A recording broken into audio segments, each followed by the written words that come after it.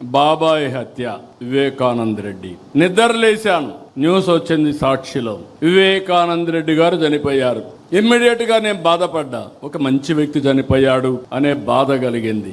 నా పక్కన IG intelligence ఉన్నాడు, డీజీపీ ఉన్నాడు, సీఎంఓ ఉంది, ఎమ్మెల్యేలు ఉన్నారు, ఎంపీలు ఉన్నారు, మంత్రులు ఉన్నారు, హోమ్ మినిస్టర్ ఉన్నారు. ఎవరు కూడా నాకు బ్రీఫ్ చేయలేకపోయారు, బిజీగా ఉన్నాం. ఆయన కూతురు ఆ రోజు అడిగింది, ఇది కేస్ స్టడీ మాత్రం మీకు అందరికీ, కూతురు అడిగింది, నాకు అనుమానం ఉంది, ముందు పోస్ట్ మార్టం చేయాలంటే అప్పుడు పోస్ట్ మార్టానికి పంపించాం. పోలీసుల్ని పెట్టుకొని సాక్ష్యాలు తారుమారు చేశారంటే, సాక్ష్యాలు లేకుండా చేశారంటే ఎలాంటి వాళ్ళో మీరు గుర్తుపెట్టుకోవాలి. పోస్ట్ మార్టంకి వెళ్తే షాకింగ్ నిజాలు.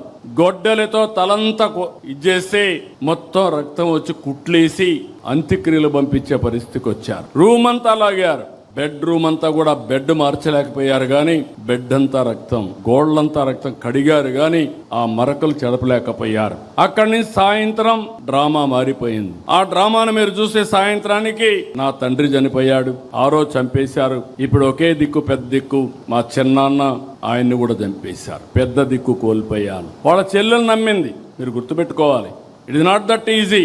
ఇలాంటి ఓసిడి జబ్బుండే వాళ్ళు ఏం చేస్తారనే దానికి ఇది ఒక ఉదాహరణ మాత్రం. నమ్మితే తెల్లవారి నిద్రలేస్తే ఆ రోజు మాట్లాడలేదు, తెల్లవారి నిద్రలేస్తే సాక్షి పేపర్ చూస్తే నా చేతిలో కత్తి పెట్టి నారాసుర రక్త చరిత్రని నా మీద పెట్టేసే పరిస్థితికి వచ్చారు.